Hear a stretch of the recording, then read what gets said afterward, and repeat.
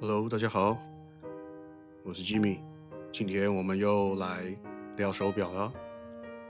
那最近 Grand Seiko 我觉得推出了一支我觉得非常重磅的一个作品。那听到名字我还以为我在吃什么日本烧肉的内脏、和牛的内脏之类的。它叫做 Tenga Graph，SLGC 001，对，听起来就很像什么Tenga，我也不知道，我乱讲，就是很像什么动漫的秘籍必杀技之类的。也知道日本的漫画，他在出招之前一定要先花5分钟念他的招式，然后才能发挥。其实要是在现代战争，应该早就死得很惨了吧。Anyway，这是 Grand Seiko 他们家的第一款全机械的计时码表。那我们大家都知道，Grand Seiko 在表圈里一直有一种就是极度的低调，但是很有实力的那种不能讲感觉，那种事实。那设计很干净，那整个做工抛光非常的变态，但是它的行销，可以说很低调，也可以说好像他们不太会做行销。Seiko 好像做的还不错，Grand Seiko 好像一直都蛮不张扬的。结果这一次他们出的这个 Tengagraph 呢，直接跟大家说，我们不是只会做大三针跟 GMT 哦，计时码表我们也可以玩得很溜。这就很像那种平常安静同学，然后突然在运动会跳远破纪录，或者是平常根本就是木板脸的同学，突然会跟你讲笑话，然后全场傻眼的那种感觉。那这支 Tengagraph 到底有什么厉害呢？简单说，我就告诉你它的名字的由来。OK，10 是正品，OK，10 就是英文的 ten，十正品，每秒正品10下，所以它是超高正品的机器。那 Tenta 就是3天的动能 ，Graph 就是自动上电计时，所以全部加在一起 ，Tentagraph 就是它这个名字的由来了。基本上，我觉得我好像在帮这个品牌的名称做行销，这个我也不知道说什么。OK，Anyway，今天的影片我们就来了解一下 Tentagraph 的这个 SLGC 001，从它整个设计到机芯的秘密。再来，我们也会聊一聊它适合什么样的人去做选择。最后，我会给大家我机密的一个结论。不过，进入正题之前，我们还是有一些例行性的一些工作要做。OK，就是喜欢表的朋友，就请大家帮我们就是按个赞，然后订阅，开启小铃铛。那这样以后吉米的所有的这个优异的影片，大家就可以优先听到，就是你懂吗？现在听干话就是大家要很积极，对，因为讲干话的人不多，那又要讲表又要讲干话，其实有时候我觉得真的是一件很矛盾的事情，因为你知道表是一个很务实、很呆板的，不能讲呆板，它可以很活泼吧，但是我总是觉得一直一本正经的在那边念规格，实在是蛮没意思的。所以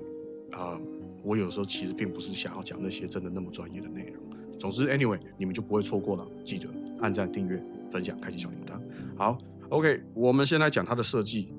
Grand Seiko 的设计语言其实大家基本上都很熟 ，Zurashi 的这个镜面抛光啊，那 Grammar of Design 啊，反正就是走一个就是匠人精神，硬核到你会怀疑人生的那种路线。那 Tentagraph 当然绝对也都是包含了这些纯正的血统。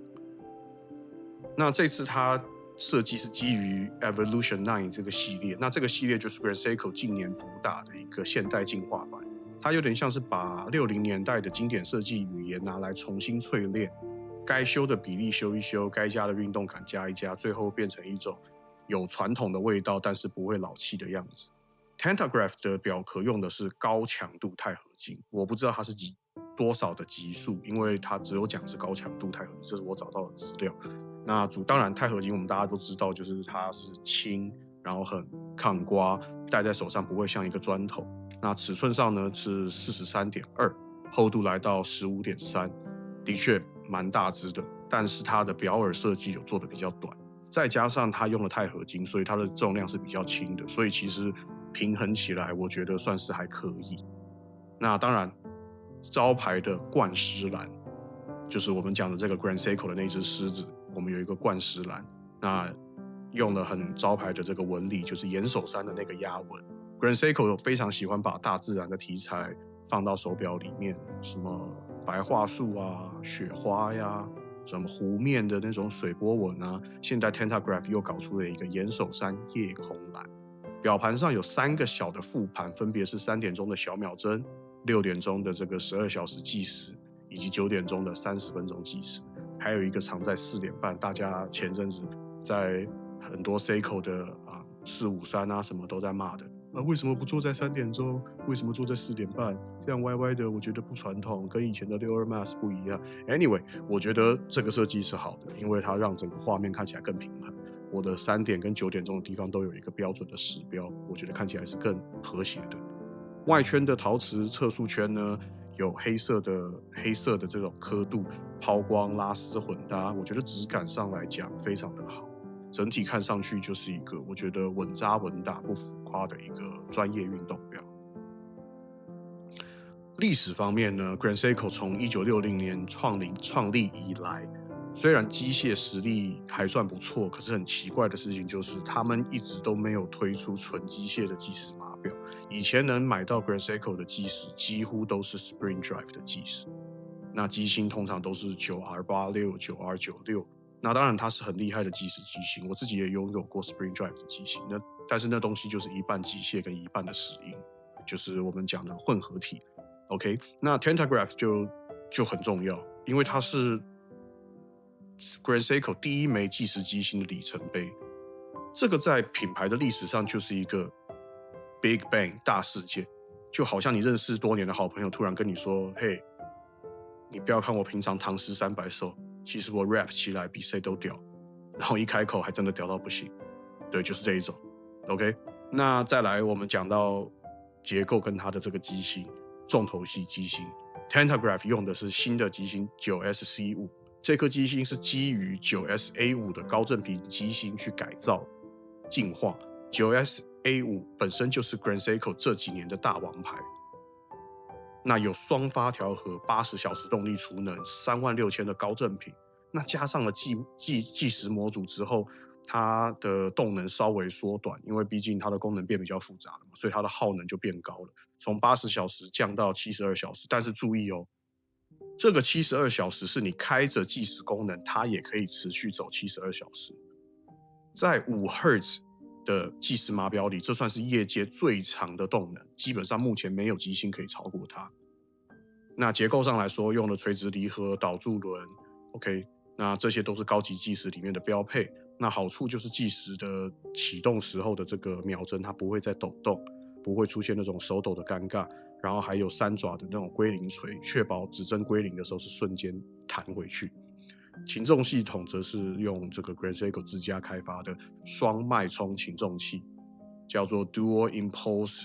Escapement。那这东西有点像 Omega 的同轴擒纵，但是 Grand Seiko 它自己搞了一个自己的版本，它能够提高更好的效率，让高振频也能够保持比较长的动能，算是他们在机械领域的一个黑科技。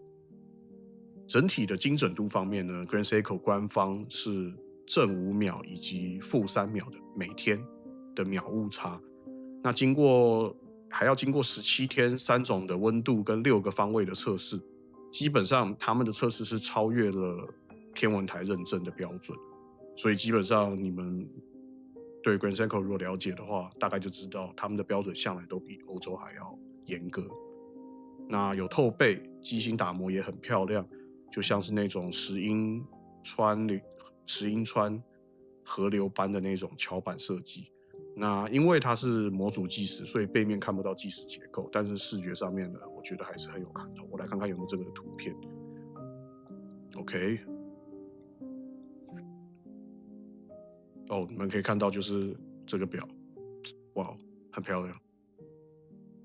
而且看起来是蛮稳扎稳打的。但是我觉得，这就是机芯了，非常非常的漂亮。上面印上了 Tentagraph， 有这个他们招牌的狮子，哇，这机芯真的不得不说，真的是很漂亮。OK， 那讲回来，我觉得这支 Tentagraph 适合谁呢？首先，它是一只大表，43.2、15.3的这个厚度，手腕太细的人会戴起来会有一点点夸张，但是我觉得就是它整个表的设计，虽然我刚刚有讲过它用了钛合金，所以它在重量上它可以有一些的平衡，可是我觉得它还是比较适合中大的手腕。像我这种烂手人的手腕，我觉得我才不管呢。如果我真的很喜欢，我就是要戴。那再来就是纯机械计时，对于 Grand Seiko 的粉丝来讲，我觉得它的意义是非常重大的。如果你们之前已经有 Snowflake、White Birch 这一些经典款，那还想要来一支代表性的 Grand Seiko， 那 Tengagraph 绝对就是候选之一，绝对就是不用怀疑了，因为它是里程碑的第一支。那当然，它在价位上也是我觉得蛮有趣的，就是它定价是14300欧元，折在台币大概是50万上下。基本上对标就是 Rolex Daytona， 还有 Omega Speedmaster Snoopy。我觉得这个就是我们可以把它放在同一个区间去做思考了，不用拿那个 Professional 的 Moonwatch 来做比较，因为 Professional Moonwatch 我觉得特色太没有了。OK， 我觉得应该要拿 Snoopy 来做比较。OK， 那当然就很多人会想啊，到底是要买 Daytona 呢，还是买 Tengagraph？ 老实说，我会觉得，如果说 Daytona 有它的那个历久不靡的这个魅力，但是如果你可以买原价，我觉得难度大概比你在路边捡到一台兰博基尼还要高吧。但 Tengagraph 的 Tengagraph 的好处就是它是一个常规款，基本上进去试表你就能付钱带回家，也不用就是有一些文化要跟那个 AD 的 sellers 打交道了。那我是没有很喜欢花这种时间，但是你有钱就能买了，所以我觉得这一点就是我觉得它很加分的地方。另外就是我觉得对于受够了那种满街劳力士的本人，很多人我知道很多人，当然也有很多的人就是我只要劳力士。对这些人来说，如果受够了 Rolex、Tengagraph， 它就是一种我懂，但是我就是不想跟你们撞表。我买得了 Daytona， 但是我就是要 Tengagraph。我带出去，人家会眼睛一亮，哇，那一只就是 Seiko 的 Grand Seiko 的第一只的计时码表，而且是非常漂亮经典的蓝面冠石蓝的颜色。OK， 那最后我做一个总结。Grand Seiko Tengagraph SLGC 001今天的这个主题，我觉得这一支是非常有历史意义的一支表，因为它第一个它是 Grand Seiko 第一支的纯机械计时，那规格上面非常的高标准，有5振频的这个5 Hz 高振频，72小时计时码表开启状态下的动力储能，钛金属壳，岩手山，夜间蓝，全部一次 Grand Seiko 该有的全部都给你了。那当然，有些人觉得是缺点，我自己倒不这样子觉得。我觉得只要是一个好看的比例，我们刚刚看照片，其实它的比例并不难看。即便它是 43.2， 它不是每个人都能驾驭，但是我觉得这件事情对我来讲是 OK 的。所以我觉得如果真的有犹豫的人，不外乎你可能正在选 Snoopy 啊，或者是 Zenith 的这个那一只长得很像 Zenith 的 Zentona， 或者是 Snoopy， 或者是Grand Seiko， 还有哪一个 JLC 机架的我觉得如果在50万这个区间预算里面，它本来的竞争就非常的激烈，因为50万这个区间是各家表厂会把全部最好的技术放进去的一个价位带，所以它的竞争是非常激烈的。所以要买这只表，我觉得就是无非你必须要真的是喜欢 Grand Seiko， 不管它的文化以及他们对于工艺 Surachi 的这种抛光技术的热情，你要喜欢它的日式美学跟机械的诚意。对吉米来说呢 ，Tengagraph 有点像是 Grand Seiko 在对世界放话，就是不要再把我们当成 Seiko 的副牌。我们之所以跟 Seiko 拆价，是因为我们要做出比瑞士精度、比瑞士的抛光工艺更高档次的产品。我们可以王牌对王牌，而且 Grand Seiko 它不是不会行销，而是它要告诉大家的是，不是所有品牌都要靠炒作、靠限量，要不然就是靠配货。我觉得 Grand Seiko 这一点一直以来都是我非常欣赏的。那如果你的手腕够大，预算在这个范围，想找一只不会撞表又有很高的含金量的计时码表 ，Tentagraph 绝对值得考虑。好了，那今天的分享就到这边。如果喜欢今天的内容，记得帮我按赞、订阅、分享给你身边的表友，也欢迎在底下留言给我，告诉我你们会选 Tentagraph 还是你们还是会选 Daytona，前提是你能够在定价买得到的话。OK， 那老生常谈，就是不管是3万、30万、300万的手表，我们都不可能买到时间，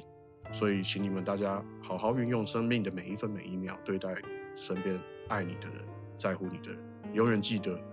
真正爱你的人是会愿意为你付出的那一些人，远离那一些负面以及带给你情绪的人。